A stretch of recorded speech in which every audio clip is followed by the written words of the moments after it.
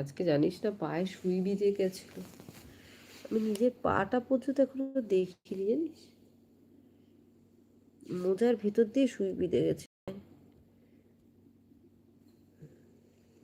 Sir বলছি লেগেছে তোর? আমি বলছি হ্যাঁ স্যার লেগেছে আমার। না না, আমার সুইটা আমার স্যারের মুখে গিয়ে বিঁধেছে। তো লেগেছে, সত্যি আমার লেগেছে। আমি তো বুঝতে পারি না, আমি যে পিন বোধহয় তারপরে দেখছি সুই। আমার তো দেখে ভয়েতে বুক উড়ে গেছে, সুইটা নিজে হাত দিয়ে টেনে বের করেছি।